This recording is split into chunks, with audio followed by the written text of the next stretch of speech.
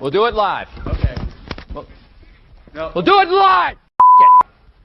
Do it live. I'll write it and we'll do it live.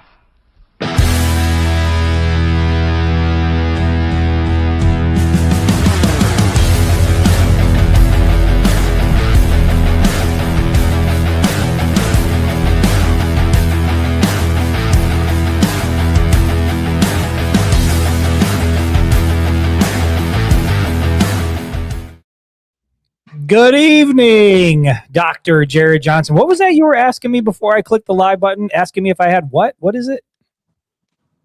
It's a liquid death. They make that water. Okay. It's the Arnold Palmer version. An Arnold Palmer liquid death can of water. It's called Dead Billionaire. Says it has vitamins in it. I think I got into the wrong business. That's the business I should get into. Just like bottled water with like a fancy sort of, label on it or whatever. I think, oh my God, here we go. What happened? I've lost your picture. Oh yeah. Hold on. Hold on. It's the iPad. Hold on. Let me get it back. Oh, I see what happened here. Hold on. All right. There we go. Good. Solid. I was just trying to see. So I'm using an iPad, folks. First time. I can't see, unfortunately, because Apple sucks. I can't see the comments and see the. So I was trying to see if I could do both, but apparently you can't even see the comments on a fan-led Thursday. Yeah, I'm flying blind here, brother. You're gonna have to do this for me. But I got vitamins in my drink, so okay. Well, then I'll leave, dude. At least you're gonna have plenty of vitamins tonight. You might need it. I don't know. Again, it's fan-led Thursday, so you guys are gonna drive the show. Whatever topics, whatever things you want us to talk about, make sure you throw it in the comments, and please do it early because we know how this works. We start to get the conversation going here. A lot of comments come in, and then I end up missing about 90% of them. On the last show, we had, I don't know, like 550 comments during an hour-long show, and it's impossible to get to all of that stuff. So I guess, Jared, the first thing we need to start with is this shitty Facebook stream going to go down? It wasn't Facebook. That's a Jared issue. Yeah, that wasn't me. I was just checking. That's a Jared issue. Let's talk about signing day. It's been a pretty big couple days here for the Michigan Wolverines. They signed 27 new Wolverines to the roster. And Jared, you're looking at some of the guys that are signing, the work that Sherrone Moore has done on the recruiting trail. Obviously, he's facing some heat and some pressure because people don't think Michigan is where it should be in terms of getting to the college football playoff. But Jared, you and I talked about this before we went live. In terms of the work he's doing on the recruiting trail, Sherrone Moore is absolutely knocking it out of the park. Mm-hmm. Obviously, it starts with the headliner, Savion Hyder, the 5-star running back who is as good as advertised. You talk about Carter Meadows, a guy who's an edge rusher, 6'6", 230 pounds. Sherrone Moore talked about him today and said he's got the makings of a future first-round pick. And then you go down the list, man, there's a lot to like in here. You got Alistair Vallejo, who's a guy that people think remind them a lot of Mason Graham. He's got that sort of build, that sort of look. There's a lot of diamonds in here, man. And then, you're wondering, Michigan loses a couple guys flip at the last minute. How's Michigan going to respond? Well, they go out and sign. How about Brady Marchese, the 4-star wide receiver? I'm big on this. You got his jersey already, don't you? I'm in the process of ordering it, but there's just certain guys that this might be the kiss of death, but like he's my new don't do it. Don't do it. Should I not do it? No. I feel like this is going to be a guy. I feel like this is going to be a guy. I am 0 for 5. I was wrong about Angel. I'm wrong about Frederick Moore. Yeah. I think I'm going to be right about Brady Marchese though. But again, there's a lot to like about this signing class, Jared. I guess as you look through it and you're looking at these 27 new additions to the roster, thinking about the job that Sherrone Moore has done on the recruiting trail, I mean, what goes through your mind, man? There are a lot of really interesting prospects here. There are, and I'm telling you, I like the size of these guys, right? Like you said, Carter Meadows, 6'6", 240 already as an edge. Like that's serviceable. You could play as a freshman. You mentioned Alistair, he's 6'3", 310. Another big one that I like a lot out of Hawaii, the Malachi Lee. I thought we were going to lose him for a little bit. And he even talked about in his commitment how hard teams are coming at him. But 6'6", 320. The tight end Matt Ludwig out of Montana here, dude, he's a dog. I mean, 6'4", 2. What is this? 353.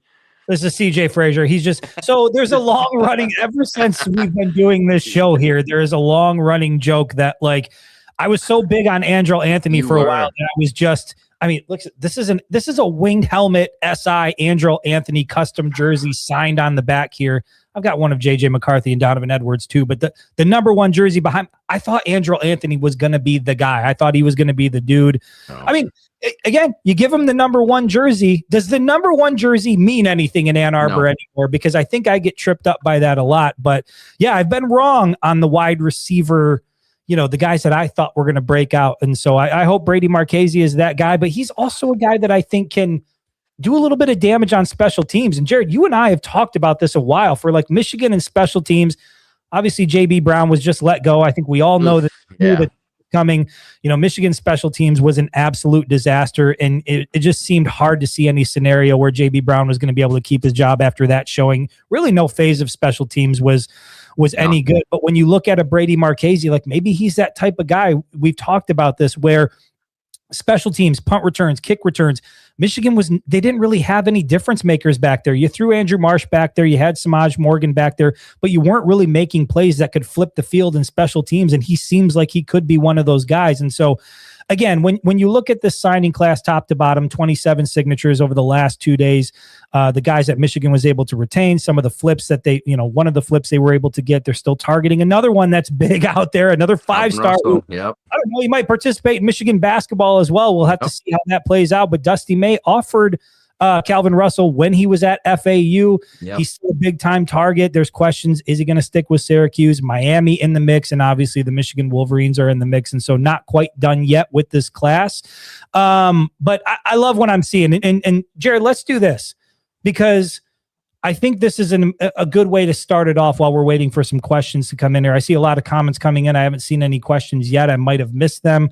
But let's do this, because since the loss to Ohio State, a big discussion has taken place, as it often does, about the head coach at the University of Michigan. It used to be Jim Harbaugh, and now it's Sherrone Moore.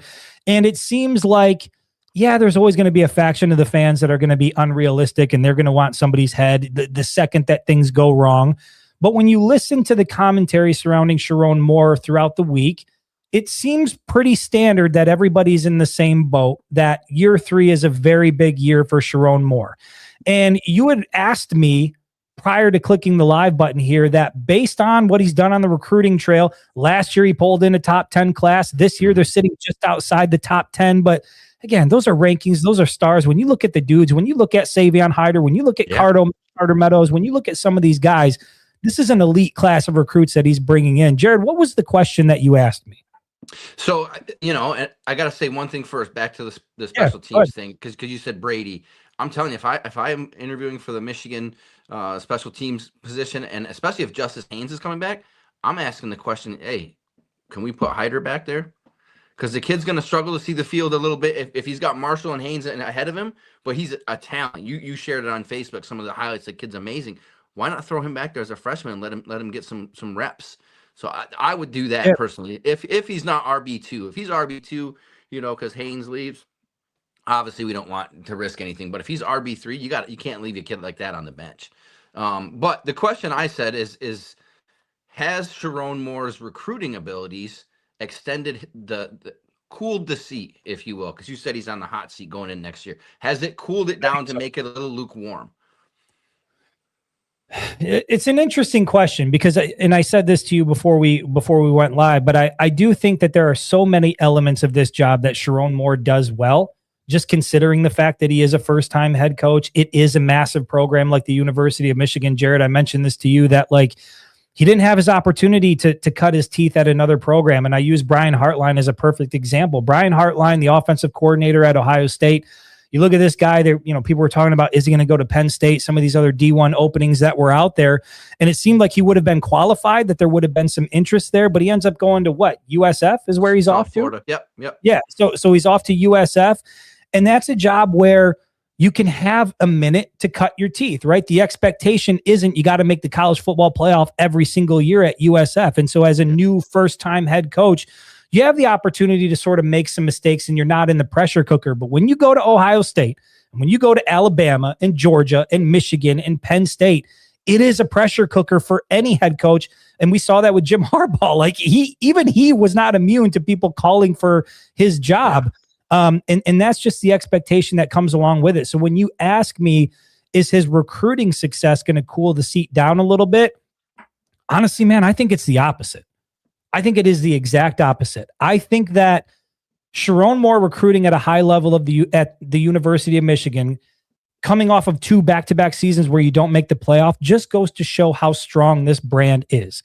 It goes to prove that all of the resources are here in terms of NIL. You can really go out and get anybody you want at the University of Michigan. This is one of those few jobs across the country where if you're a head coach here, you're not really starving for anything. You've got all the resources you could ever want. And so I think it just reinforces the idea that the expectation is you got to deliver. And so while I pat him on the back and it's kudos and let's give him an applause for a hell of a job that he's doing on the recruiting trail, to me, Jared, this just reinforces the fact that this is a place where you're expected to win. You're bringing in elite level recruits. There's really nothing that you could want from a resource standpoint that you're not getting. If you're not making the college football playoff, it's a problem. Well, and that's my thing, right? He's bringing in the guys. So last year was his first real full recruiting year. That was his class, top to bottom. He built it. He had the full cycle to build it and came in at number 6, right? 2 5-stars. Michigan hadn't had 2 5-stars since JJ and Donovan were 5-stars. Sometimes on some things they weren't, some of they were, right? But 2 bona fide 5-stars last year, 2 marquee 5-stars this year. So these are his first 2 classes. So how can you take a guy whose first class was Bryce Underwood and next year you say, hey, I know it's your 3rd year technically, but we're going to let you go because you didn't make the playoff. He hasn't even had his team. There's still going to be Jim Harbaugh players on that team next year. There was a bunch of Jim Harbaugh players on the team this year. I think in college football, and Tom Izzo even said it, when did it become that we're giving guys 2 to 3 years to turn around entire programs, regardless of the sport? That's not possible. Like, he's had some success, but has he turned that program around yet? We don't know. He's had 2 years. He hasn't won anything, but he's had 2 good years. That's not turning the program around. I just think that you got it. To me, he's always got to get that 3rd year from his first recruiting class. Bryce Underwood's junior year, that to me, that's maker. Like, to me, it's not making the playoff. It's being a contender at that point. They have to be a contending team at that point. Because it's the same thing. You're talking about 2026? So not next year, the year after. Bryce's junior year. So listen, this is something you said to me in a text message, and I was shocked when I heard this. Yeah. And I'm curious, if you're out there watching, we've got a decent amount of people in here watching live right now. Jared is of the mindset that, and it's not to say that you don't want them in the college football playoff hunt in 2026, but you don't think 2026 is the year. You're really looking at 2027 as the year where they have to be legit competitors. Yeah. I'm looking at this on the same trajectory as that JJ McCarthy class, right? Except for they went to the college football playoff, but JJ wasn't playing. 2nd year, which will be next year for Bryce, they made the college football playoff. I think Michigan has the pieces, depending on what they do in the portal. If Haynes comes back, it's early. But you and I talked on paper, they should be able to get into a college football playoff. A couple losses. So a lot of the teams that they're playing that are big next year have some big name players losing to, mainly quarterbacks. Indiana, Oklahoma. Penn State's in shambles. Iowa's Iowa, right? So you still got Ohio State, some good teams, but they should. If they make the college football playoff, that'd be great. But I think that 3rd year, if they're not a top 3 contender to win it all, then there's a problem. That's it for me, because that's the JJ, that class, right? When Jim Harbaugh finally got a really good class, it was that JJ Donovan class, and he followed it up with the Will Johnson class, right? And so those 2 classes, their junior and sophomore year, they won the Natty. And I think that's the same trajectory we're on here. And that's what I would hate to see next year, some freaking donor, like you talked about last pod, that says, I want results now. Well, that's not how it works in college football, my friend. You fire him now, you're going to lose all those kids because if the portal's wide open. And then you're looking at Penn State. Look at them. Ask Penn State fans how they're doing. I bet you they'd rather have Franklin back right now. Yeah. The difference with James Franklin was there was a long track record with James Franklin. Like, you might not like what the track record was, but at least there was data you could refer to there was something, Penn State finishing 4th or 3rd in the conference was pretty much a given. So like there was a track record there for Sherrone Moore. There's really nothing beyond the University of Michigan. So there's a little bit of mystery that's there. And, there's some people out here that are responding to sort of your take here. Nate Town from the Facebook page, he's saying, this is the portal era. The time to rebuild a program has been sped up by that big time. And Jared, you and I have talked about this a lot, and that's kind of where I'm at. And yeah, traditionally, I just want to make that clear. Traditionally, I agree with you. Traditionally, I think it's insane that you would let a guy go after 3 seasons especially when you think about all of the rebuilding that had to take place and everything that he had to replace in that first year. But then you look down the road at East Lansing, and again, it's apples and oranges, but Jonathan Smith got, 2 seasons in East Lansing, and really it was a season and a half, because I think that decision had been made halfway through the 2025 season that he wasn't going to be the guy. He didn't show any improvement, Chris, on any level. That's true. Sherrone has shown that recruiting improvement. He's revamped the NIL. He brought in a GM. There was no GM when Jim Harbaugh was there. Now there's a legit GM in Sean McGee. So Sherrone Moore has modernized this program. He stole the running back coach from Ohio State, and he's the best running back coach in the country. Like, he's made some incredible improvements, and I think we're just looking at, well, Bryce Underwood's only throwing 180 yards a game. Like, that's one thing. He's got a whole shit ton of other things that he's doing that creates a program, right? Like, when Saban went to Alabama, like what's the first thing he had to fix? Recruiting. Alabama was back then going 8, 9 wins, 10 here and there. You know what I mean? They weren't the powerhouse. He realized consistent recruiting, good coaches. Which Sherrone, he's got to work on that a little bit, but I mean, he's a 2nd-year head coach. Like that's and he nailed it with Alford. Right. And got rid of JB. That's good. There's some, back and forth. People are kind of iffy on Wink Martindale right now. I think that, after last year with Ohio State, everybody loved Wink Martindale and could wait to have him back. And then this year after Ohio State, everybody wants to put him on a rock. And it was the same thing last year for like the first half of the season when Michigan was struggling with what? They were struggling on 3rd down, couldn't get off the field, and it looked like the defense was going to struggle all year. And then as the season went on, things just started to fall into place. And so I'm not really on that. And I 100% get what you're saying. And like I said, I think I'm more so in your boat under normal circumstances. But to Nate's point, this era of college football is just a little bit different. And, I'll go to what CJ said as well.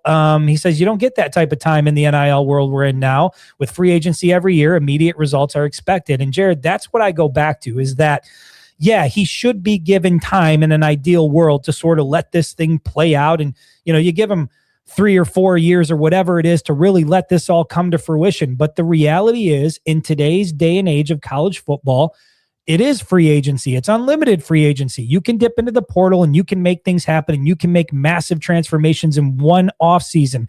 And when you look at Michigan, a program that has an abundance of resources, an abundance of financial backing to be able to go out and essentially get whoever you want around the country, I think when you have those types of resources, if you're Sherrone Moore, the timeline gets sped up quite a bit because you're thinking, if we have an experienced head coach in that seat, if we got a guy who's got a proven track record, that type of person is probably able to make the most of it. And the thing working against Sherrone right now is that there is that lack of track record. You just can't point to another stop he's been at like you could with Harbaugh. Harbaugh got a long leash. I get it. It was prior to the NIL and the portal era and all that stuff. But Harbaugh got a long leash because you could point to all of his different stops. You could look at Stanford. You could look at San Francisco. You could look at what he did with, who the hell was it? It was like San Diego. What was that? Was it San Diego? San Diego State? San Diego Tech? I don't know what the hell it was where he started.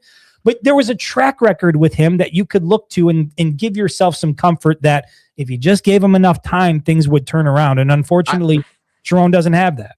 I also think that everybody is just looking at the success stories of this NIL transfer portal, right? Your guy, Kurt Signetti, who you wear his shirt when people aren't around and you're not on podcasts. I wanted to put that out there. But that dude's done well at Indiana. There's also Deion Sanders, who has tanked at Colorado using the transfer portal heavily, right? And he's brought in 5-star guys. He brought in 5-star transfer quarterbacks. He brought in 5-star players. Travis Hunter did well there, won a Heisman. The team didn't do well. You know what I mean? The team was still trash. So you can't just say it's expected because you got to show me that there's consistent results of people bring in transfers. And Indiana, cool, they won some games. What have they won? They haven't won anything. They've won some games. Right. I mean, they're going into a college football playoff this year. Cool. They might be able to do something. They were in it last year, right? Got bounced. Didn't do anything. So are we at the point now that we just want you to make the college football playoff, and that's where we're success? That's where we're happy? That's what I mean. Even more so than the conference. Like, Jared, how much value do you put into the Big Ten championship? How much value do you have in that? Because of the two teams that are in there, I'm going to watch it, and I'm going to care. But I mean, in terms of winning it, like value-wise, like how much value do you place on that? I mean, for these guys, it's going to be for the one seed. So it depends on the teams, right? 6, 7. It depends on the teams. That was for you, brother. That was for you. No, I think it depends on the teams. Like if Michigan was in it this year, somehow I'd snuck in with 2 losses. I'd be nervous as hell for them to lose it. Yeah. Then I would say, don't even play, don't even go. Because you get that 3rd loss. Now the conference, they look at you and they're like, well, that's a 3-loss team. We can't put them in. So it depends on the situation to me. This year, it's important. I mean, I think they're playing for the 1 seed. You know what I mean? Whoever wins that game is the 1 seed, which Oregon showed means absolutely nothing when they got shellacked last year by Ohio, 41-21. But I don't know. I just think we can't just say because of the transfer portal, because of NIL, you should be able to rebuild your team quick. Okay, because some teams have done it, some teams haven't. Now, Ohio State, Will Howard was their quarterback. He was a transfer guy. That was good. But was Will Howard the reason they won last year? I don't think any of us truly believe that. I mean, he had some good games. He did well, but I don't think he was he didn't stick out to me. I watched their run, right? I watched college football. Julian Sand this year as a transfer guy.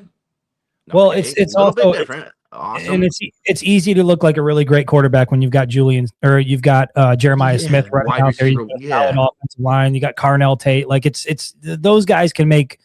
Correct. I don't want to say any quarterback, but dude, throw Cade McNamara into that offense, and he's probably going to look like an all Big Ten quarterback. So I just saw a thing. Somebody was talking about JJ and said, he's struggling in the NFL because, believe it or not, he had elite people around him at Michigan, and they were showing some of the plays that he unfortunately missed.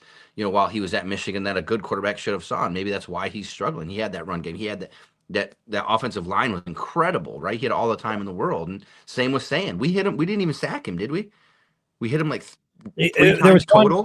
I think there was only one hit on Sand. There was only one that I saw from the field. Pretty easy to quarterback when you never.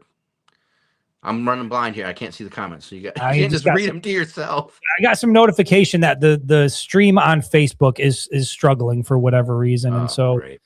The notification just popped up. So I guess if you're here from the YouTube page, try to hang out. We'll hope that the Facebook stream, gets back up and running. I don't know. This is the second time this has happened since we've done this. Maybe we're just overloading the system here with all the people that are popping in. But Jared, let's do this, man, because we do have a lot of questions that are in here, people that have thrown things up. So what the hell was that? I'm trying to check the Facebook for you. Oh, I got you. It was we'll do it live. It was. I got you. All right, here, let's go to Darren May's question, because this was something that I had talked about. I put it up on the social media pages. I tried to put together the 3 most common things that I feel like I'm hearing from Michigan fans, and this was one of them. Darren May from the Facebook page says we need a quarterbacks coach ASAP. That's step 1. Jared, right now you've got Chip Lindsey serving as the offensive coordinator, but he is also the quarterbacks coach for the University of Michigan. Do you put any stock into that? How much do you think in terms of it would be beneficial for Bryce Underwood to bring in another quarterback coach, not only somebody that's dedicated to just working with the quarterbacks in terms of their development, but also somebody who's down on the sideline? Chip Lindsey's up in the booth calling the plays, so you don't have your QB coach down on the sideline. How much value would you put into that? How much development do you think is still there left on the bone?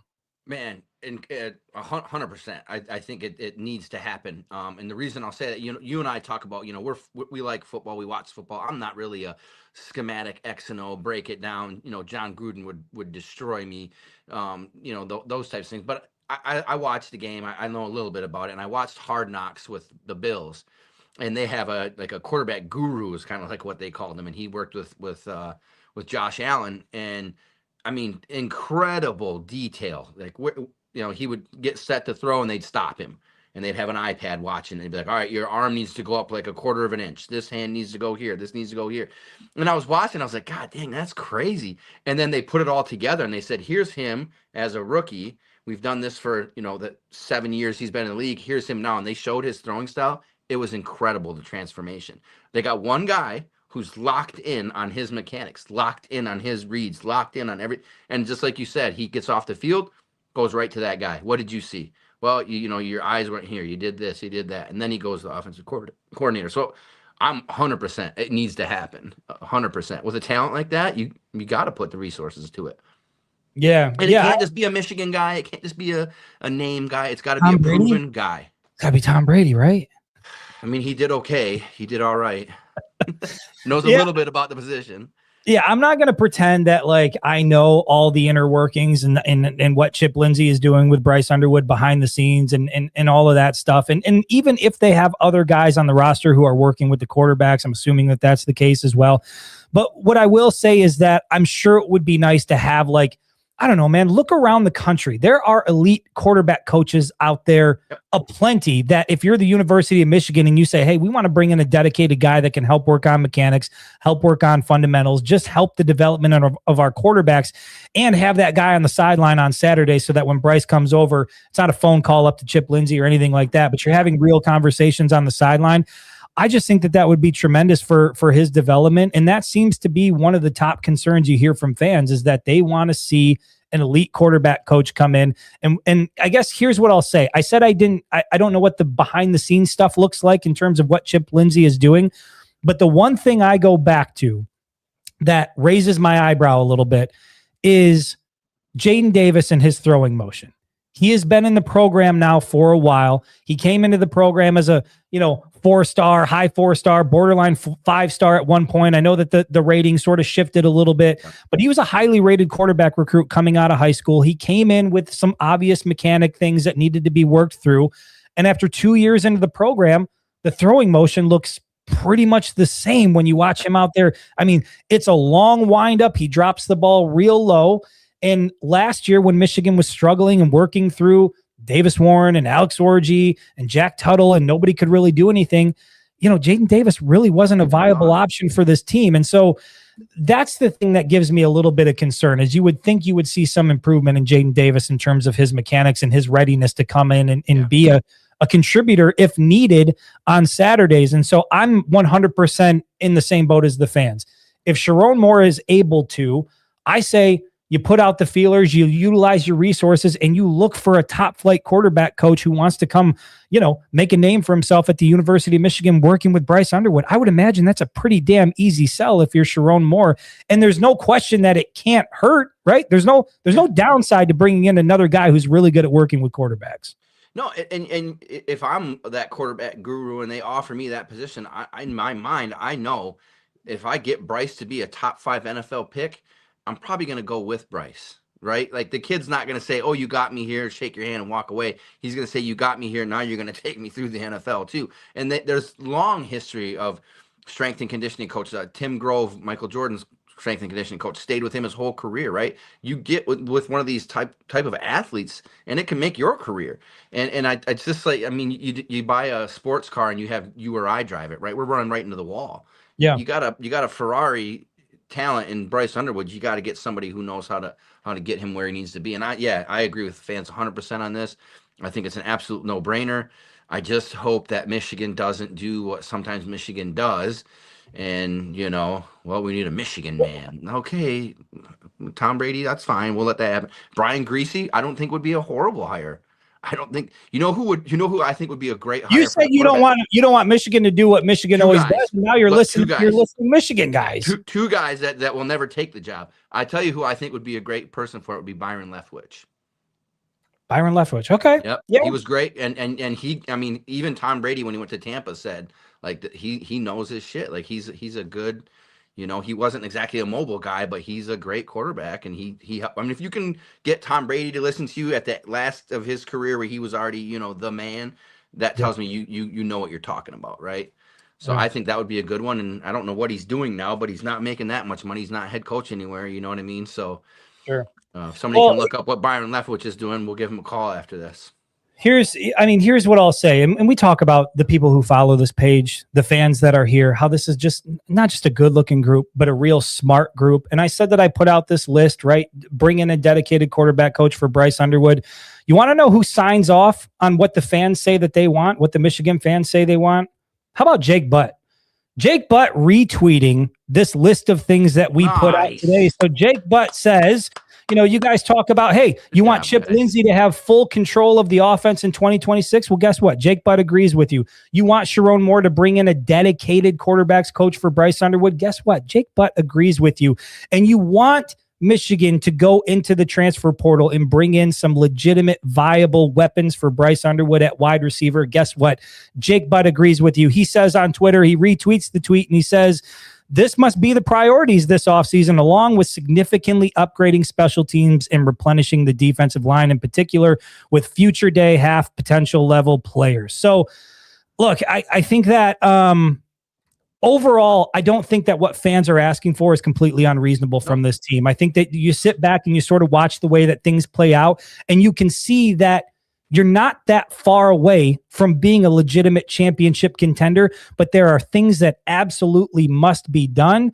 Quarterback coach seems to be one of those things. Let's go into another one of those things, Jared. Let me throw up what number 2 was.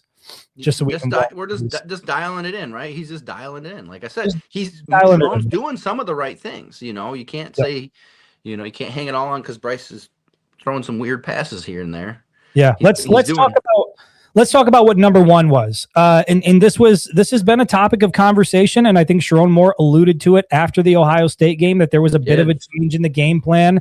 The number one thing fans said that they wanted to see was they want to see offensive coordinator Chip Lindsey have full control of the offense in 2026. And I think that there's some question.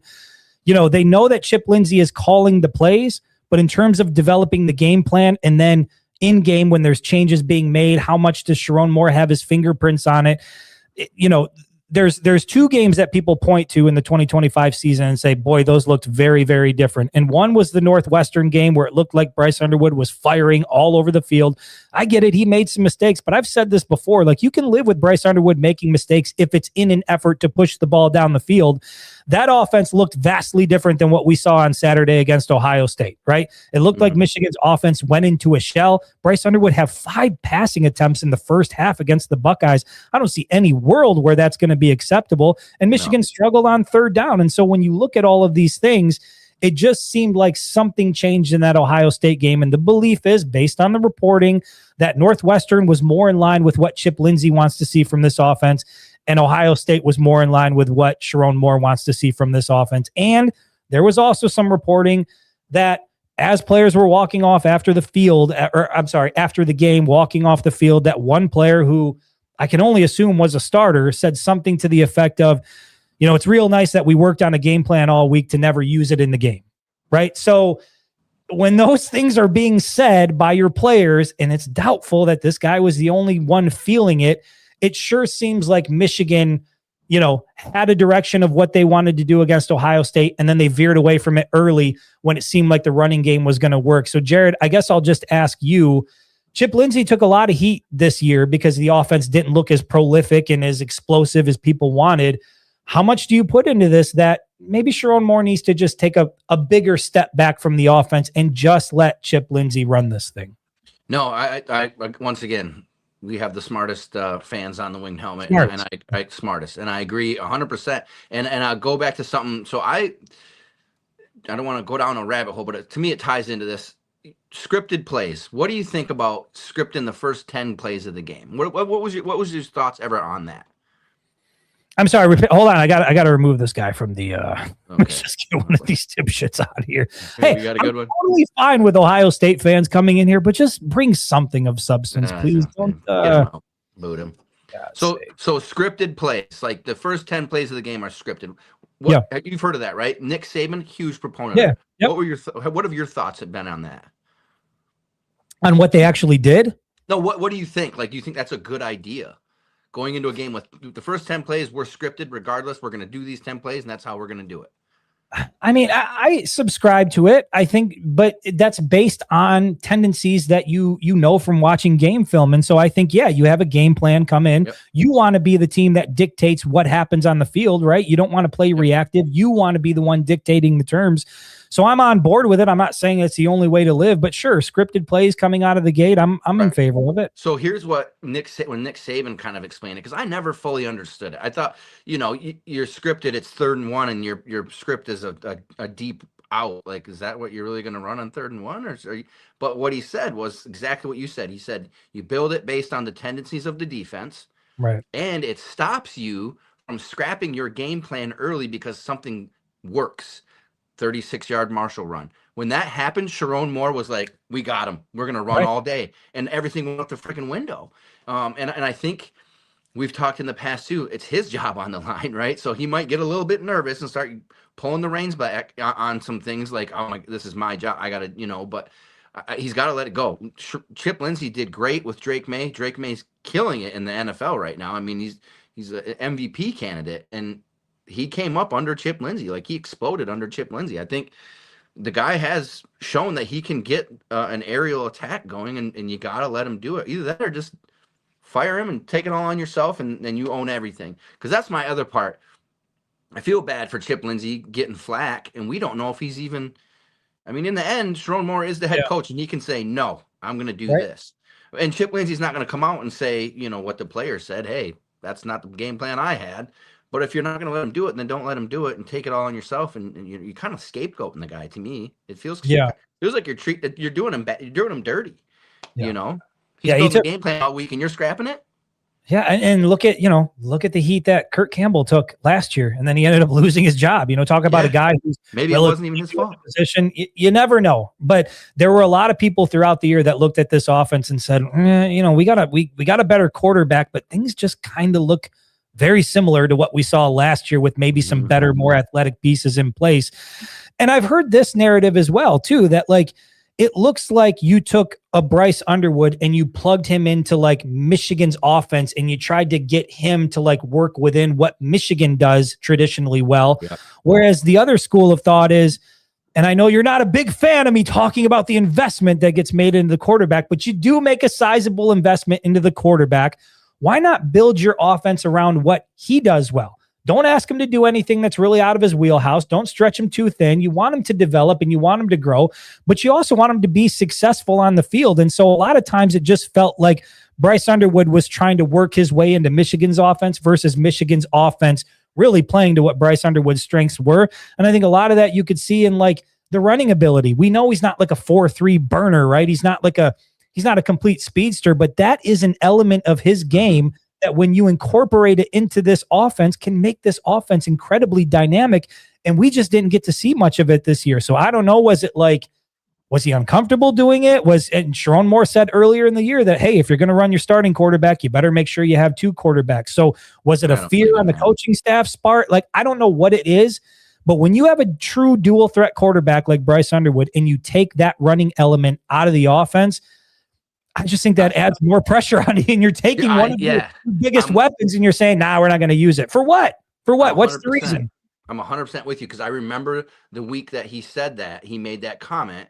I was watching, and we've talked about it before, I was watching the Buffalo Bills and the Baltimore Ravens, and Josh Allen and Lamar Jackson were running all over the field because their quarterbacks or their coaches know what? This is a talent. This is a part of their game that can change the game. And I was in a text with my buddies, and I said, hey, Sherrone Moore made this comment. I said, can you name the backup quarterback for Baltimore or Buffalo? No, neither can I. And the coach doesn't care. He's not going to tell them, well, don't run for that first down because there's nobody behind you. We got to win the game. We're going to do whatever we can to win the game. It's football. Bryce could anything could happen to him on a drop back. It doesn't. We're playing football here. You know what I mean? You can't protect the guy. When did Rod Moore get hurt? It wasn't on fall Saturdays. It was in spring practice. And anywhere on the field, anytime you run, anytime you work your body, something can happen. And I get it. 100%. You don't want to put your quarterback in harm's way against Teach him how to slide. But Bryce Underwood was running against Central Michigan. So that's what I'm saying. We saw it against Nebraska, right? Where Underwood took off, and I think it was a 45-yard touchdown run or something like that. He burst into the field and he was gone. So I agree. There is so much potential locked up in this offense. And I think that people are looking at the way it played out. The potential and what's possible doesn't match up with the results that we saw.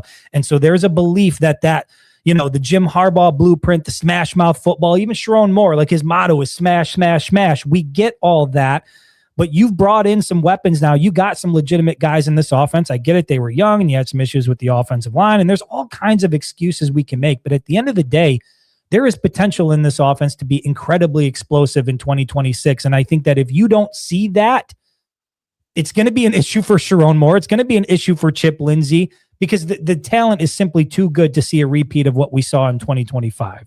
I also think what you said, this year to me was not the year to build the offense around Bryce. It wasn't. He's an 18-year-old kid, 17-year-old kid at the time, 18-year-old kid, but move that way. I'm with you on the moving. Like next year, I think it needs to be geared more towards Bryce. But now, so you look at next year. What if you walk into next year with Justice Haynes, Jordan Marshall, and Savion Hyder in that running back room? What's the strength of your offense? It's the freaking running game again. Well, sure. So it's got to be a little more balanced. But I truly believe in that third year that this team has got to be Bryce's third year. It's got to be his team. He's got to be able to make audibles. It's got to be his team. If he's that dude, if he's the dude, and I'm going to use you now that we paid $12 million to, it's his team. He's got to go win something that third year. Yeah, and even if you've got a running back room that deep, like you saw what happened this year, like Max Bredesen goes down, Jordan Marshall goes down, Justice Haynes goes down. So even though you're deep, you can still burn through a lot of these guys. And how nice would it be in like the final third of the season, final quarter of the season to go into it? Think about this, man. Like Michigan has some tough games next year. They got to go on the road and play Ohio State. They got to go on the road and play Oregon. You got to play Oklahoma at home. You got to play Penn State. You got to play Iowa. You got to play Indiana. It's a loaded schedule next year. How nice would it be to have a fully healthy Justice Haynes, Jordan Marshall, and Savion Hyder in like the final quarter of the season? It would be incredible. But also for the reasons that I talked about, you get into that Ohio State game, you have a good run with Jordan Marshall, you think that's the way it's going to go, and then, all of a sudden, nope, we're playing an elite defense. They clamp down, and there's no other gear for this offense to go to, and that's how you end up, what were they, like 2 of 9 on third down, 2 of 14 on third? Whatever it was shitty. I know that. We talked about the number on the last show. It wasn't good. So when you don't have that other gear, when you don't have that other dimension as an offense, even if your running game is elite, you've got to be balanced. And for the love of God, man, Bryce Underwood, Andrew Marsh, you had a couple more portal receivers around him. You get your tight end game working. This could be a top 20 offense next year, which is incredible considering what we saw this year. And another thing we should point out too, a lot of fans I've noticed have been taking hits at the coaching staff. Well, you're beating your running backs up. No, they're really not. If you combine Haynes and Marshall's rushing attempts, they're not even together. They wouldn't even be the top rushing running back in the country or in the Big Ten. It's like 270 combined, right? Marshall only rushed 150 times this year. But they were saying, well, the injuries are because they're running him too much. No, they're not. These guys aren't actually running that much. I think Haynes didn't even get hurt in a game. He got hurt in a practice. Again, you said injuries are going to happen.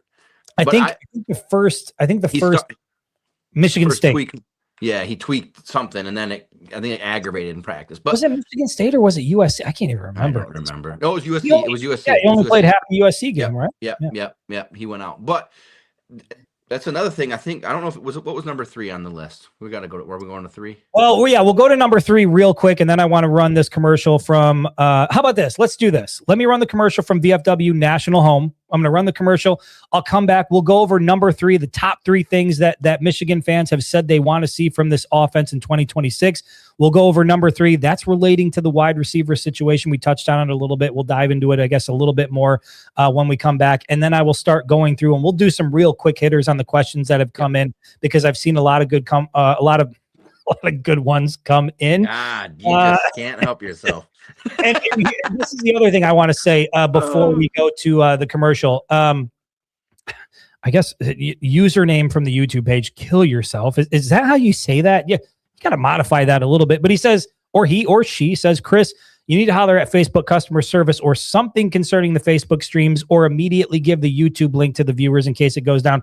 That is a phenomenal idea. And in fact, for as much as I want you guys to watch on the Facebook stream, if you guys could go over to the YouTube page and subscribe to the Winged Helmet Media YouTube channel, the more subscribers we get over there, at some point soon here in the near future, we're going to be able to monetize it. I just really haven't put too much effort into the YouTube stuff, and I really need to do that. So I will do my job to get that all sorted out. But for certain, if you want to go over to YouTube and watch us over there and subscribe to the channel, I feel like some sort of like one of those like YouTube guys. I'm like, oh, click subscribe. Yeah, you're doing that. Bag. But I would love if you could go over there and do that. Let's run this commercial from VFW National Home. We'll come back and talk about the Michigan wide receiver situation in 2026. Story takes us to Eaton Rapids, Michigan. Eaton Rapids is the site of the Veterans of Foreign Wars home. The home has been in existence since 1925 and is a fully equipped community. When I was 10 years old, we had some unfortunate things happen in my family, and we ended up being homeless. My mother's friend told her about a place called the VFW National Home. It was the first time that I had real stability in my childhood.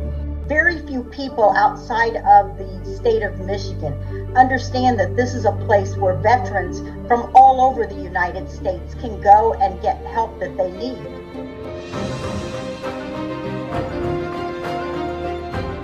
The military does a great job of creating soldiers, sailors, Marines, and airmen. What they don't do is they don't create good veterans. That's the VFW National Home's job. That's what we do. Do that. Let's run this quick.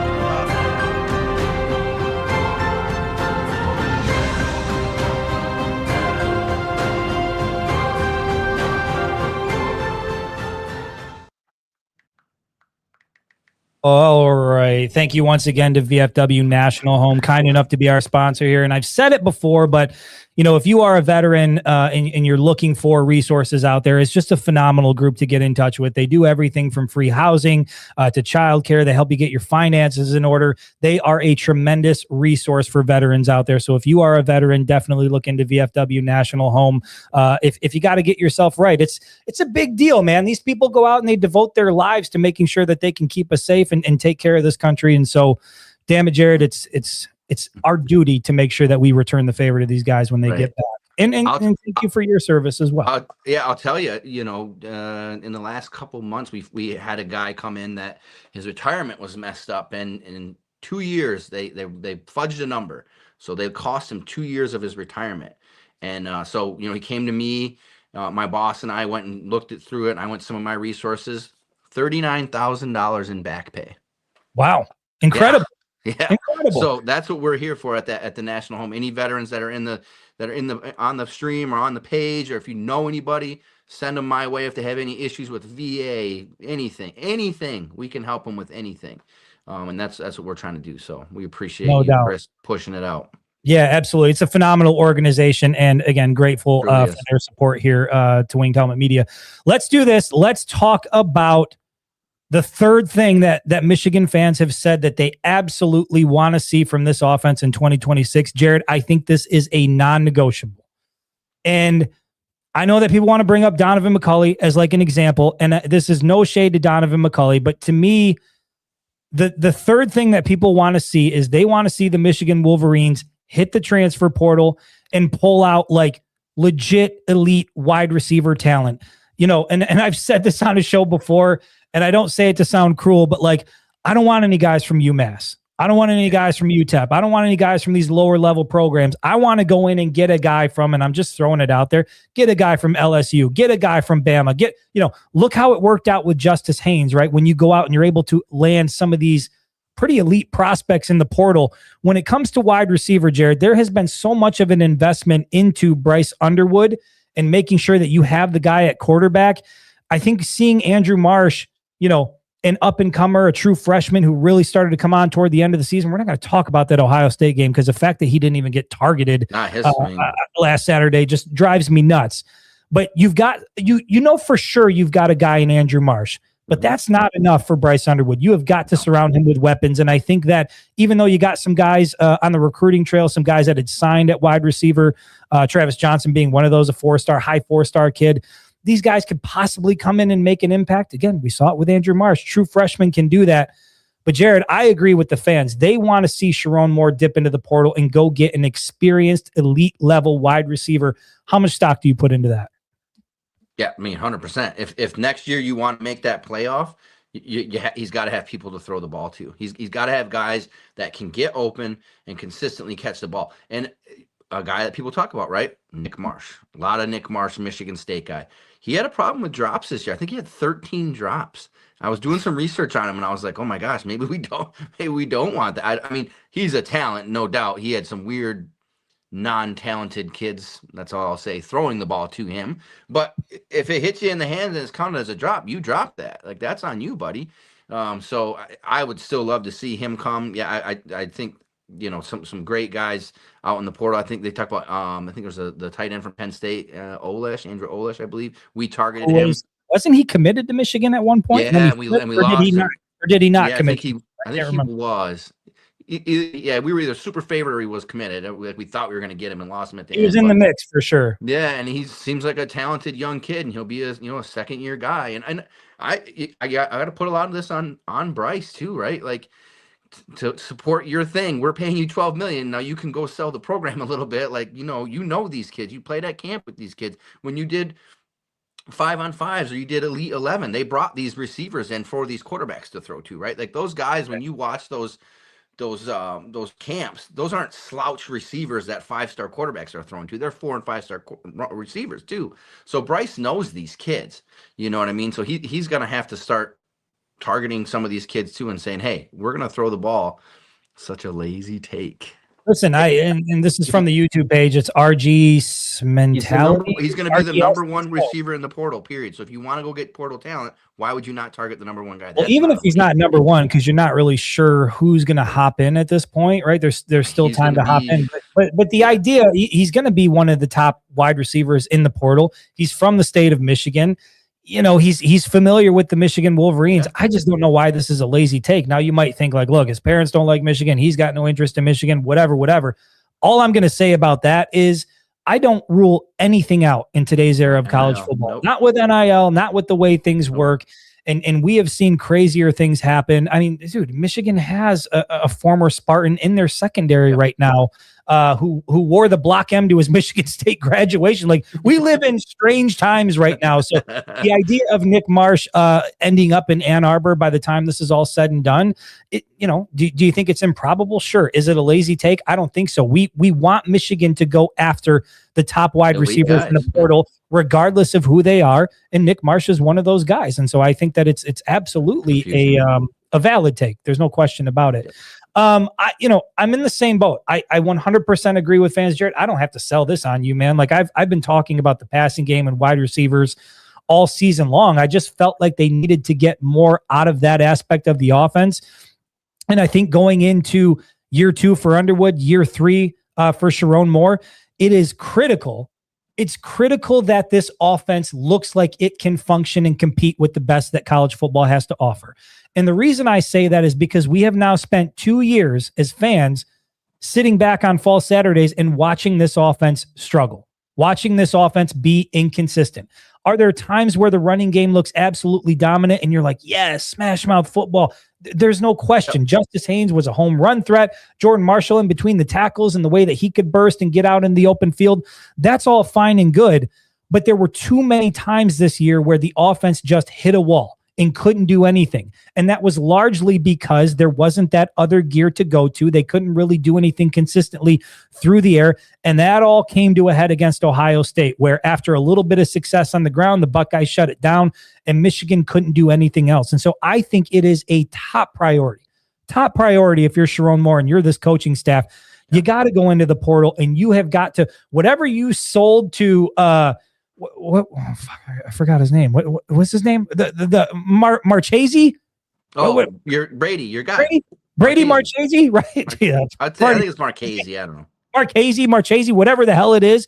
Whatever you're selling to guys like that, whatever you're selling to Travis Johnson, whatever you sold to Andrew Marsh, you got to go into the portal and you got to sell these veteran wide receivers on it. You've got to sell them on the opportunity to come play wide receiver at the University of Michigan, because Bryce Underwood needs weapons around him. And this passing game, which last I looked, after they played Ohio State, ranked 100th in the nation.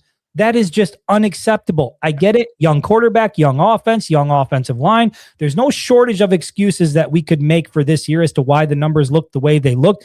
But at the end of the day, being ranked 100 in the nation in passing offense at the University of Michigan is not acceptable. That number has to increase dramatically. Jared, I mean, we were talking about this earlier.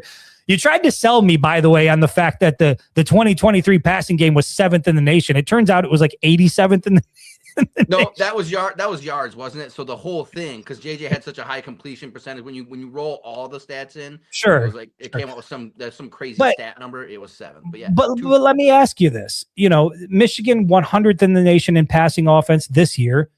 Where do you think this team needs to be next year? I mean, is top 50 acceptable? Top 40 acceptable? Where do you think the Michigan passing attack, given what they currently have and what you think they should add in the offseason, where do you think it should be in 2026? I don't think you can put a number on it because why does it matter? What if Justice Haynes comes back, Jordan Marshall comes back, Savion Hyder's effective, and that they go with the 2023 model? Babalola comes back, Ty Haywood could be on the line. I'm just saying. Jared. They won a natty. How they did it? JJ that passing attack had 213 yards per game, and they won the natty. You're never going to see that happen again. You're never going to see it happen again. But you can't just say if they have to be 50th and they'll win. You don't know. No, it's not about winning. I think it's more about what's acceptable. It's not about winning. No, what I'm saying is wow. It's about winning. It's all about winning. I'm leaving. The passing attack, what I'm saying is there needs to be a certain level of production that you get from that. And the reason I say that is because of what I said before. When you get to a situation where you play an elite defense, and with the 12-team playoff, if you get into the college football playoff, it's going to be a long road to a national championship. You are going to face elite defenses. You are going to have a balanced attack. So even if on your schedule you've got, I don't know, New Mexico State and Central Michigan and Arkansas State and some of these, throw Maryland on there, throw Michigan State on there, and you can run the ball and hammer the ball and pound the ball. Just because you can every down doesn't mean you should every down. And that's where I'm at, because true balance to me is critical for long-term success. And so, yes, they threw the ball a lot, Chris. He threw the ball a lot, but then also against Michigan State, they completely abandoned it in the second half. And then against Ohio State, you threw the ball 5 times in the first half. And so there was accuracy is what you want. Well, I want accuracy and I want consistency from week to week. I just want something that we know we can count on from the passing game from week to week. I think that that's important, because I think you don't ever want to go into a game thinking like, well, sometimes this works and sometimes this doesn't work. You want to know that no matter who we're facing, we've got an aerial attack to where we can make things work through the air. We've got the confidence to do that. We've got the track record to do that. And Michigan just hasn't had that for a really long time. It felt like they were starting to get it toward the end of the season with Andrew Marsh, and then it was a complete no-show in the final game against the Buckeyes. An elite defense too. I mean, we got to say that, like, they're an elite defense. Where the strength was gone.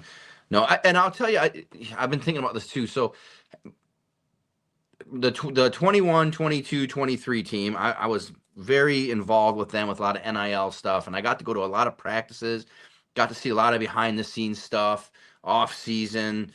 Basically, I mean, for a while there, we could just basically walk in whenever we wanted, right? It was we were the National Guard, we were partnered with Michigan, and I got to tell you, one of the most important positions on the coaching staff that I learned, and I had no idea, is that strength coach position, because during the times when the coaches can't be there, one coach can be around those players, and it's the strength coach. Yep. And Ben Herbert set that culture. For as much as people want to say Harbaugh set this, he didn't. That was Ben Herbert. And I told you a story. Remember when he dressed down Will Johnson in front of everyone and showed a highlight of Marvin Harrison burning him on a route.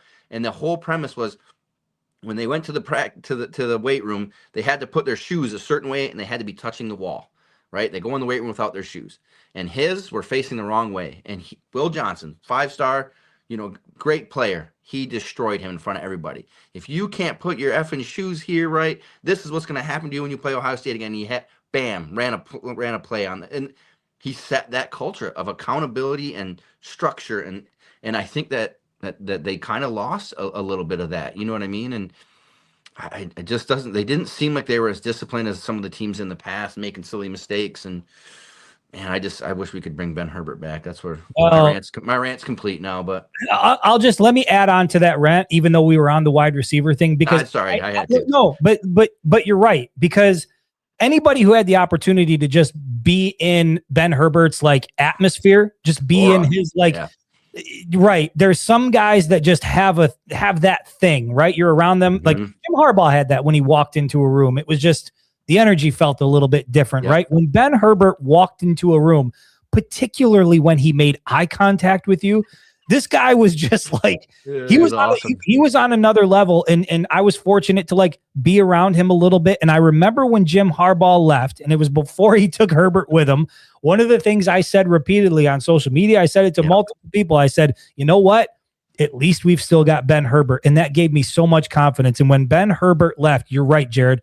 That was the heartbeat of this team. That was the guy that just sort of he challenged everybody, right? He challenged not just your physical toughness, but your mental toughness. Like he would try to break you mentally. Yeah. Michigan players talked about it, having them show up incredibly early. There was things about, I don't know, walking around with like a big thing of ice or whatever it was. He just wanted to see what it would take to break you mentally.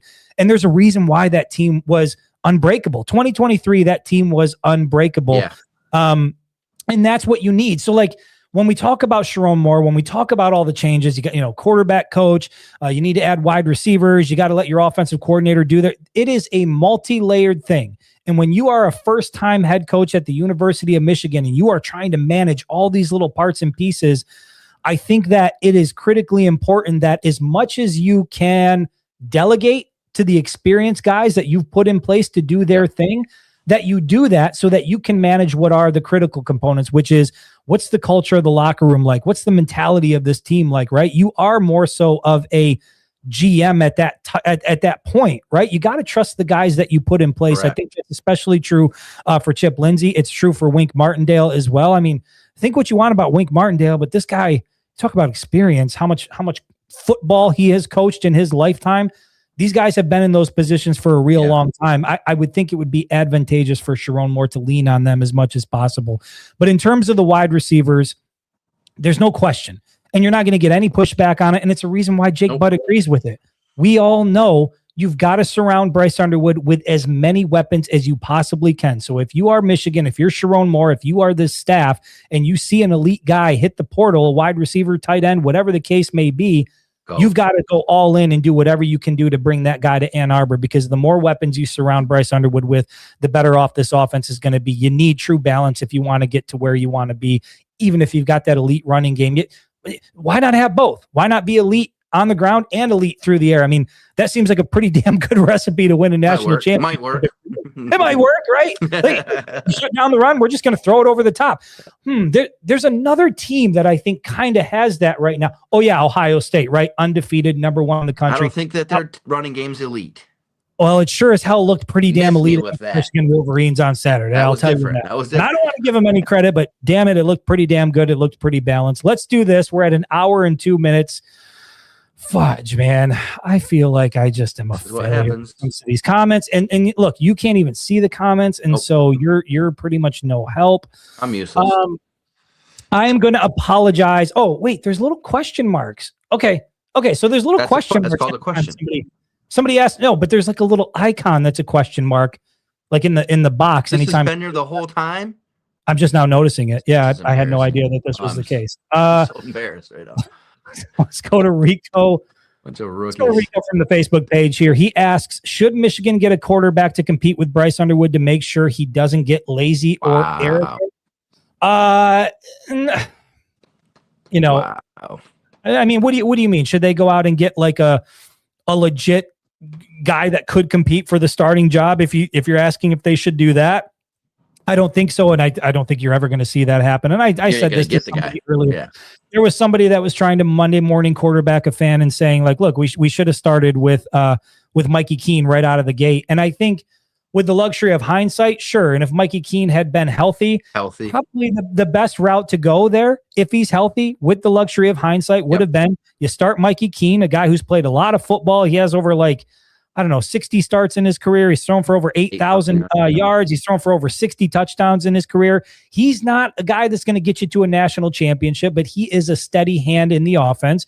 you probably start him and then you work Bryce Underwood into the offense as the season goes along. And then by the end of it, Bryce Underwood might be your guy.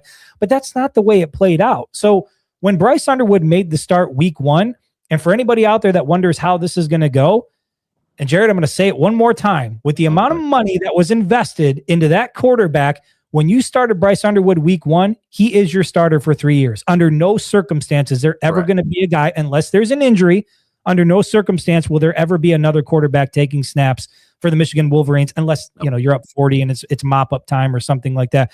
Bryce Underwood is going to be the guy here for the next 3 years. They have to make it work. So do you want to waste a roster spot on a guy who's going to come in here and compete for a job that he's never going to win? Absolutely not. He wouldn't come anyways, right? Who would come? He wouldn't come in. I mean, you get who's the guy they got from ECU? Jake Garcia, I think is his name, and Mikey Keene came over. I mean, I think those are the types of guys. Going to the NFL. Yeah. Right. You're not going to get a legit NFL prospect quarterback. Let's see here. And I will share for the fans, if you haven't watched Paramount Plus 5-star, it's about Bryce and some other Big Ten guys.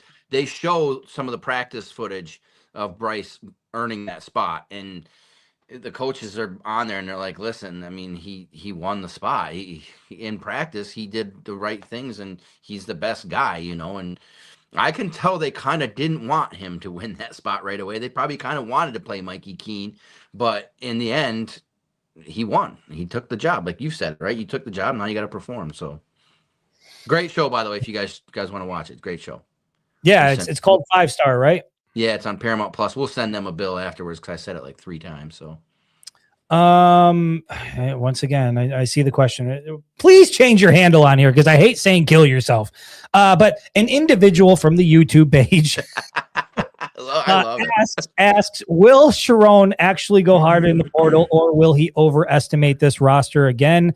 That might be slightly unfair. I think Sherrone Moore did a pretty damn good job in the portal last year, brought in Trey Williams, brought in Damon Payne. These were guys that played a lot of reps defensively. And then he went and got Justice Haynes, who is arguably the best running back in college football. And so I think, you added Donovan McCulley to the offense, and look, you can think whatever you want about Donovan McCulley, but he was a key part of that passing game, right? You take him out and there's one less serviceable wide receiver you have in this offense. Jared, I'll ask you. I mean, I think Sherrone Moore did a pretty good job in the transfer portal last year. I would have wanted to see more in the wide receiver room. Do you think Sherrone Moore goes hard in the transfer portal this offseason? Yeah. I mean, and I think he did last year. You had Jordan Marshall coming off a 100-yard performance, 2 touchdowns, I believe, and an MVP against Alabama, and he went and got Justice Haynes anyways, right? Like, he didn't overestimate his roster there, and he had a commodity. We knew Jordan Marshall was going to be good this year, but he still went and got Justice Haynes. I think he goes and gets the best talent that's available, whether it's Nick Marsh, which is lazy as hell, or, anybody else. But no, I don't. I think he's going to – I think he knows what he needs. He knows what he needs. You know what I mean? So – got to go get him now. Another question from the YouTube page. It's Wolverine Man for Life asks, how much time do they really coach the passing attack when you run the ball 40 times a game? I get what you're asking there. The overall point being, like, how much do you really work on it when so much of your offense relies on the running game? And Jared, I think that's where I have tried to plead my case to you, where even if you can run the ball 40, 50 times a game, it doesn't mean you should, because there's no reason why you can't be elite in both phases of the game. I think that's critically important to making your way through a 12-team playoff and eventually winning a national championship. And so I do think that we are going to see more balance moving forward, because I think for as much as Sherrone Moore wants to be that 2021 to 23 blueprint, I mean, dude, he was a part of building that. He was the offensive line coach there. He saw it firsthand. He learned everything he knows pretty much as a head coach from Jim Harbaugh. And so it's not a big surprise that he's tried to replicate that, because the formula seemed to work during that time. But I think when you look at the pieces he's bringing in and the way he's sort of structuring this roster, I think there's a realization here that we're going to have more balance. And I think he found out the hard way against Ohio State that's the case. Well, and also, if this question is insinuating that at practice they just run the ball 80% of the time and then they only work on passing, you've never been to a football practice, because you have positions within the practice, right? Like, they break up into positions. I went to practice when they were running the ball with Blake and Donovan 70% of the game. They still spent half the time on passing the ball, but that goes back to the very beginning of the podcast.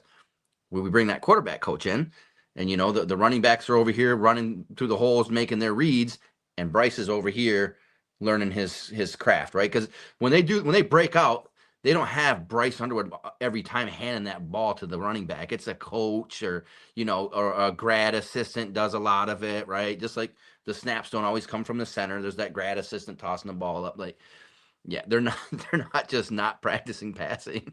Yeah, I think but that's the mentality, man. I think it's just not what's happening though. For so long, the passing game has just looked like a struggle for this team that I think people have just decided, like, Michigan. They're not even practicing it anymore. They must not practice it. Michigan just doesn't want to throw the ball. It just looks like a foreign concept when they're put in a position where they have to do it. And then there's times like against Northwestern, even where Bryce Underwood threw 2 picks, and it was like, holy shit, like that gear is there. You can see it. It's there. Andrew Marsh can be that guy. Bryce Underwood can be that guy, but the consistency just hasn't been there. Here's a comment or a question from Travis Connor. Good to see you in here from the Facebook page. He says, Devin Gardner as a quarterbacks coach, he's been doing great things with young kids. Look, I think a lot of Devin Gardner, I think he's great as an analyst. And if you listen to his podcast, him and Jake Butt, they do a phenomenal job of breaking down the game as 2 guys who, former college football players, played at a high level, who see things differently than most fans do. I don't necessarily think it would be a bad thing. The only thing I will say about this, full transparency, is, Devin Gardner also speaks his mind pretty freely, and says what he thinks. And, I don't know how that would work. I'll leave it at that. Is Devin Gardner qualified? Is he a great resource? He had a phenomenal relationship, I believe, with Dante Moore, and they were close, and he's been a mentor and all of that stuff. Mm-hmm. I think in terms of like just being a quarterback's coach, I think, yeah, he would be one of those guys that could do that. I'm not saying that there's not other higher level guys that could fit that role, but certainly Devin Gardner could play that role. I think you just need nothing against Devin Gardner. I don't think Devin Gardner is the guy for that job.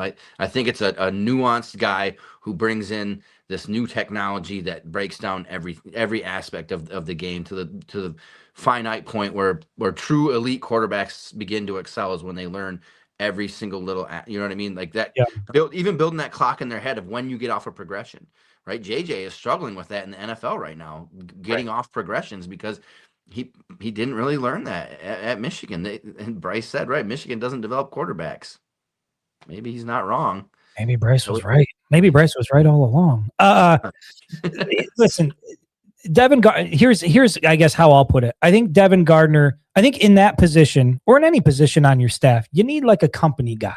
You need a guy that's just going to get in and kind of just do whatever you need to be done as a head coach. And Devin Gardner is a guy who has strong opinions. And I think that's one of the great things about listening to him, right? He's got strong opinions about things. And I just think, I don't know, maybe I'm projecting. I don't know the dude personally, but based on how I've seen him talk and sort of reflect on the game, I just think if he had a problem with something, it would be a problem. You know what I mean? I think you're right. I think Devin Gardner would bleed over into, hey, well, here's what I think we should do for play calling. Whereas you want a guy who's just, I'm over here fine-tuning Bryce's mechanics, teaching him the game. I don't care what plays you call. I'm not even going to wear a headset during the game other than to talk to Bryce. I'm here to fix him, right? I fixed the engine of the Ferrari. You guys figure out how fast you're going to do 100%. I think that's a great way of putting it. And I don't think Devin Gardner is that guy. I think Devin Gardner is a guy who say some shit. wants to have his opinions on things. And there's absolutely nothing wrong with it. And that's why he's so great at being an analyst. That's why he's so great at breaking down film on his podcast. You know, he's doing pretty well in his spot. Let me see if I can get to a couple more here as we are now at an hour and 12 minutes. Jared, you good over there on time? I want to make sure you don't have like pizza rolls in the oven. No, this is all overtime for me, buddy. I'm good. Just remember when the bill comes. These are overtime hours right here. I'm not reading these before I put them up, so I hope that they are in line. Paul from the Facebook page, Paul Bickler says, why would Jesse Minter do that, though? Like from a career advancement standpoint, it doesn't make sense. I guess if this was somebody was trying to bring him Jesse Minter back or make him back the head coach. Yeah, I'm not exactly sure. Sorry, Paul. I'm not exactly sure what that's in reference to. We don't think he would do it either, Paul. I agree, Paul. There's no reason that he would do it. From a career advancement standpoint, it doesn't make sense. Not to me, it doesn't. CJ Frazier from the Facebook page, he says, you're a top wide receiver in the portal. Why are you picking Michigan? Jared, that's a good question. I'm going to ask you that. I mean, you're a guy who at one point in time in your life, you were You were somewhat athletic. You were somewhat athletic. Put yourself in the body of an athlete. Put yourself in the body of an elite wide receiver who's trying to make a decision. You kind of seen how things have played out. University of Michigan comes calling to you. Why exactly, as an elite wide receiver, are you choosing the University of Michigan? Well, a couple things. One, you got a quarterback, right? So if it's me back and I'm 21 years old now, and I actually was truly Division I elite, and I want to transfer, I've seen Bryce Underwood play. I've seen that he can make the throws. We've all seen those throws that we're like, holy wow. So we know he can make the throw. We've talked about, a receiver's best friend being a running game too, right? Because now they can't double you as a receiver because they have to come down and protect that line against the running game. I think Chip Lindsey shows that he's willing to throw the ball. He's got a record of that in North Carolina. That was an elite offense. They were aerial and they were fun. And here's the other part. The position's wide open.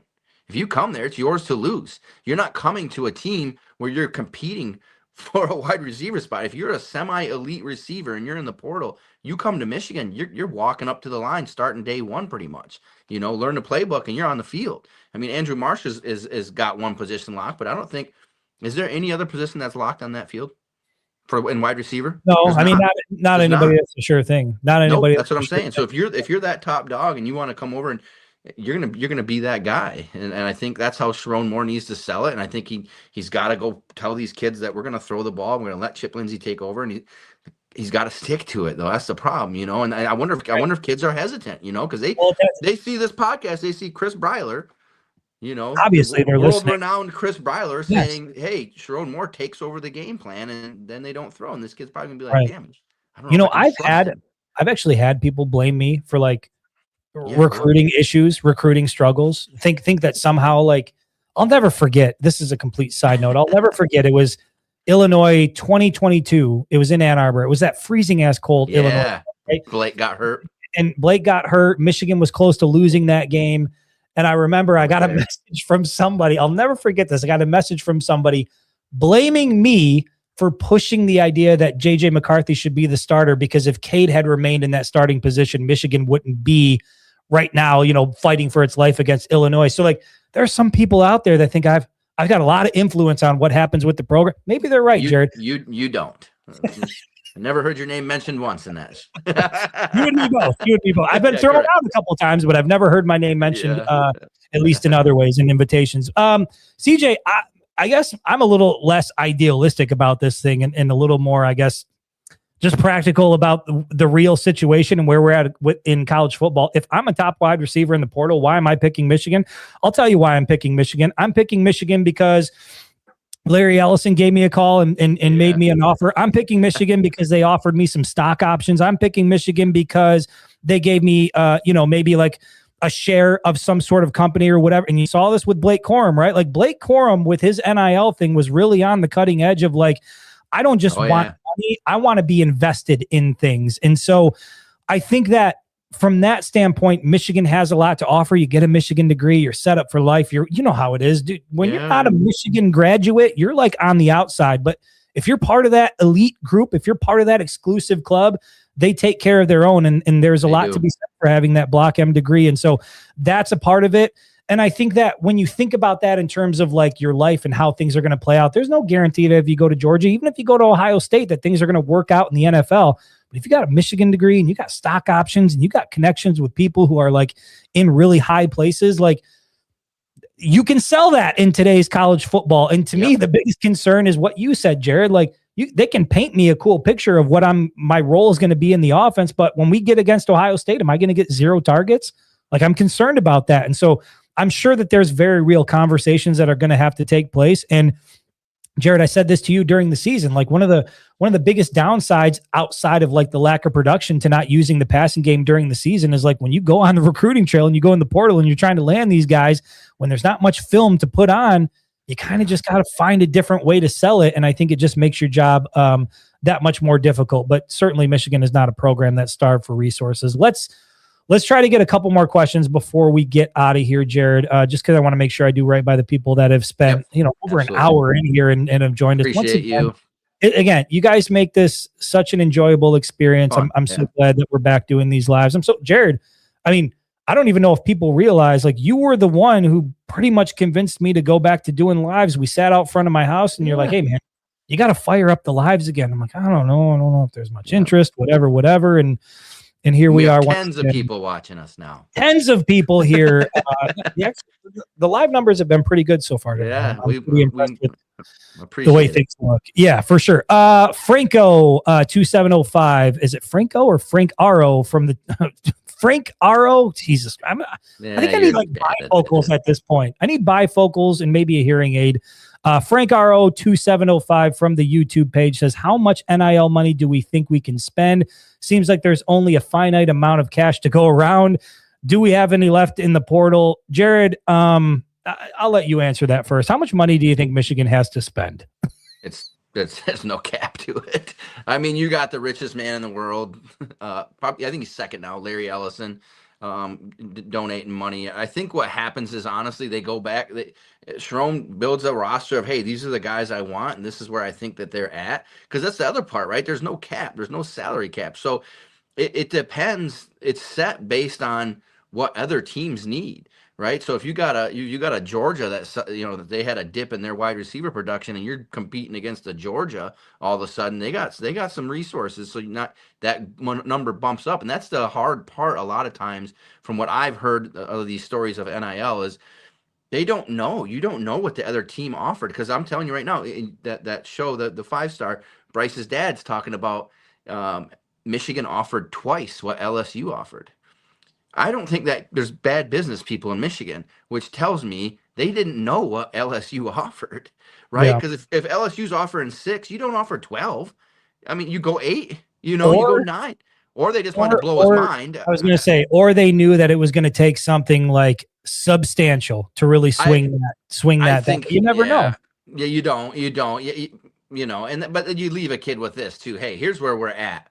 But you can come back and tell us where you're at, right? I know, but the problem is in today's day and age of recruiting, if you send a guy out the door without a commitment, you're never sure if he's coming back. Well, you leave it. That's what I'm saying. No, you leave your on the table here. Then that's how it works. Savion Hyder, what did his dad say? Why didn't he sign yesterday? Working through some things. Yeah, that was NIL. And then if you go on Champion Circle today, guess what they had? They had autograph stuff. They have his merch. That NIL shop was up pretty quick. Pretty quick. And that's probably some of the nuances they're working through, right? Like, what am I getting? How am I? So now this kid's in high school getting paid already. But I don't think that there's a real limit. And then now you got revenue share that they have to put in there anyways. So that increased it a little bit, I mean, I saw Yaxel Lenneborg probably got $3.1 million this year. Like, that's incredible for a basketball player at Michigan. I never thought I'd see that day. Especially considering 4 years ago, I sat in a room with Juwan Howard and he was begging for money, begging for NIL. Yep.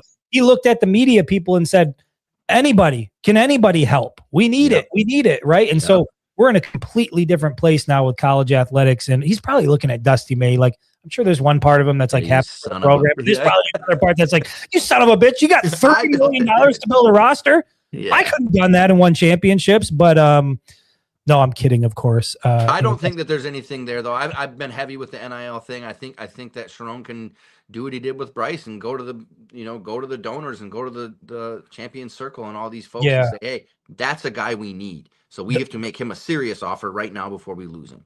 The only hurdle I see is you have the NIL clearinghouse now, and are people even taking that shit seriously? Because I don't hear much about it. But what are they going to do?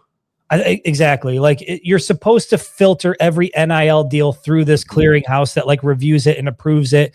And the money that you're offering has to be in line with what the market value is. It can't be like some exorbitant amount of money that just doesn't make sense. But without getting in the weeds, Frank Aro from the YouTube page, I'll just say this. If there's one thing I am absolutely not worried about when it comes to the Michigan football program, it's the amount of NIL resources that they have. There is no finite amount. And if there is a guy that they find that they want bad enough, they'll find a way to get the money for it. There's absolutely no question about that. Agreed. Let's try to get one more question here before we get out of here. Make it a good one. I'm going to make it a good one. I want to make it a juicy one, Jared. Something spicy. Something salacious, maybe. Something. Let's end the pod on some controversy here. Controversy. Do aliens exist? Do they exist? That's a yes. Honestly, I think we are the aliens. We are the aliens. We don't belong here. That could be I fair. think we came from somewhere else. That's what I think.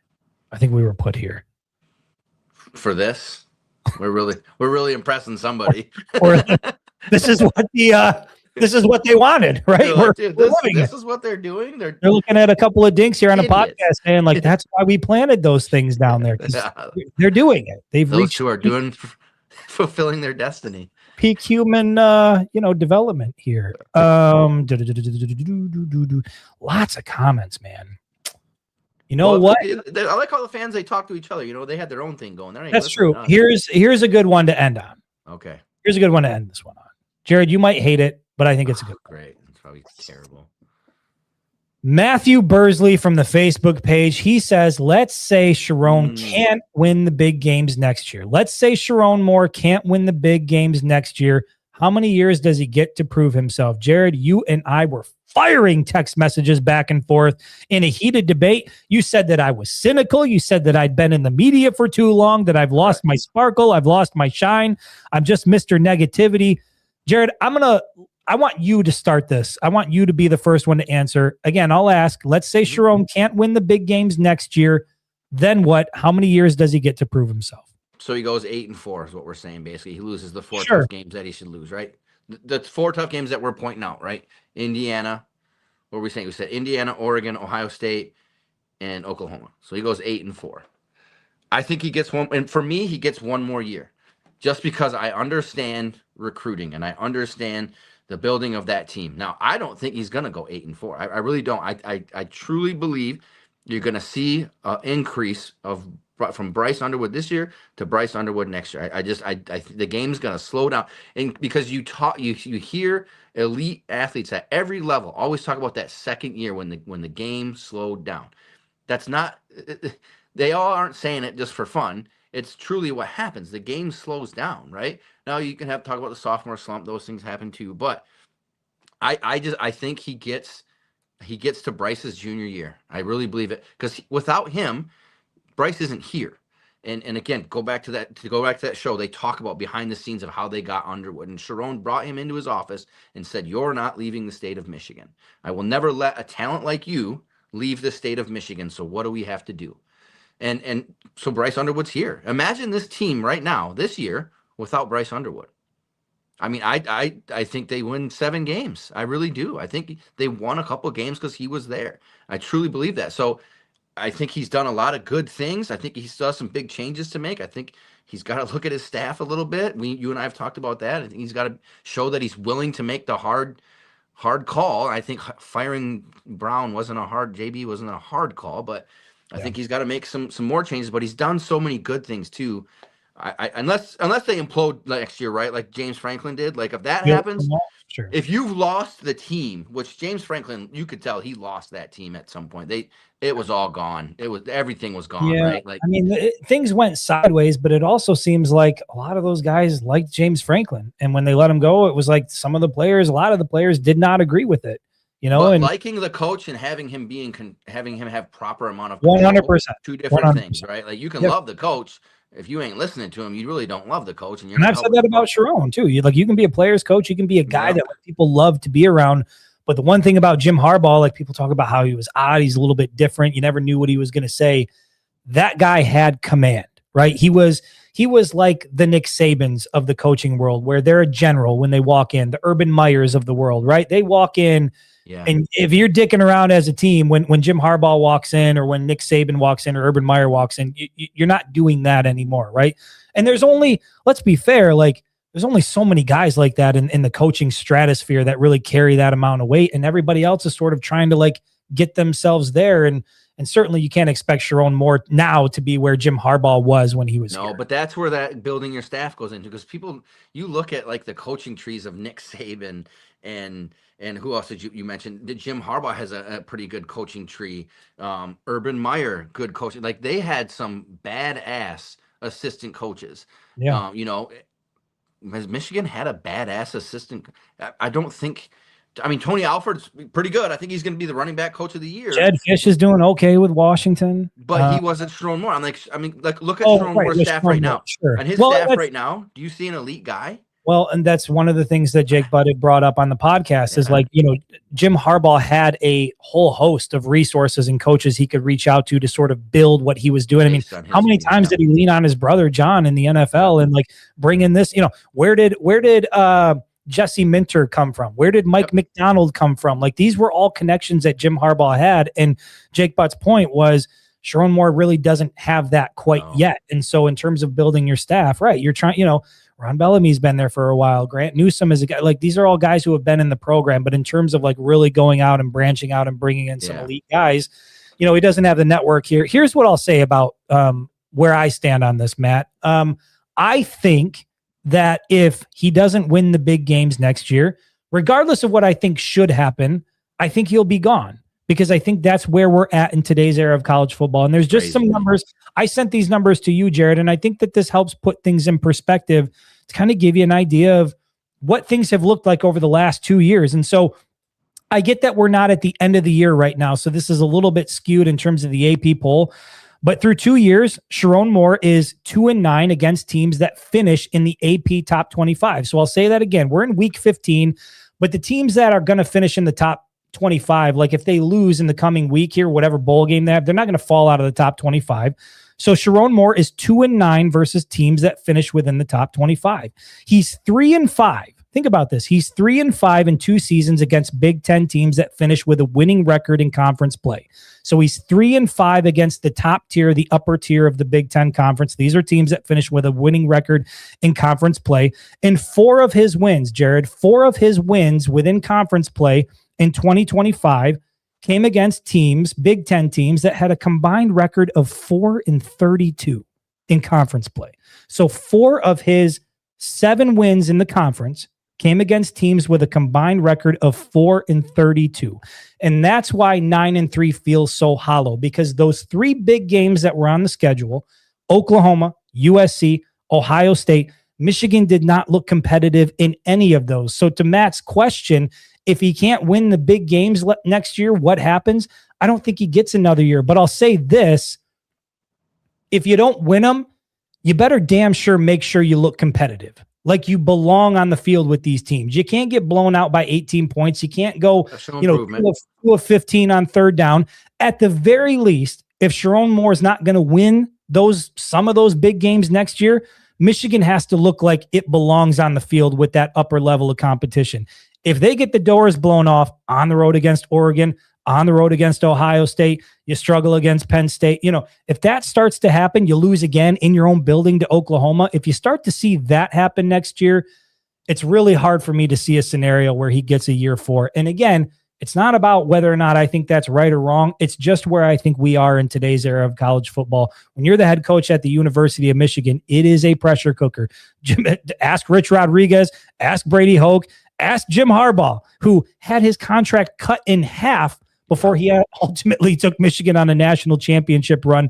Sherrone Moore is no different. The expectation is incredibly high. And at the end of the day, with an expanded college football playoff field, the expectation is that the Wolverines are in it every single year. So, Jared, 132, or I'm sorry, not 132 minutes, an hour and 32 minutes 92 on the podcast. That's a podcast record for me. I have never gone an hour and 32 minutes, Jared. I'm more than happy that I went an hour and 32 minutes with you and the good folks here tonight. So I appreciate it.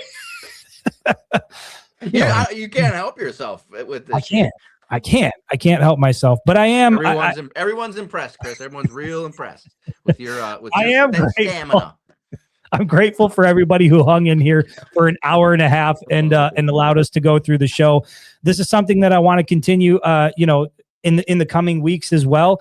Jared and I have talked about it. We do want to start to transition over to basketball as well and have those conversations. And I think it's just good to hop on here and interact with Michigan fans and keep this thing going. And so the plan right now, depending on your schedule, Jared, we'll talk about it, but the plan right now is to be back here Monday, 6 p.m. We'll see what we have to talk about at that point. But until then, I appreciate all the interaction here. You guys were absolute rock stars hanging in here for as long as you did. I don't know how many comments we had, but it was more than I could keep up with. So once again, I appreciate you guys. I appreciate you, Jared. We will see you back here Monday, 6 p.m. Until then, take care.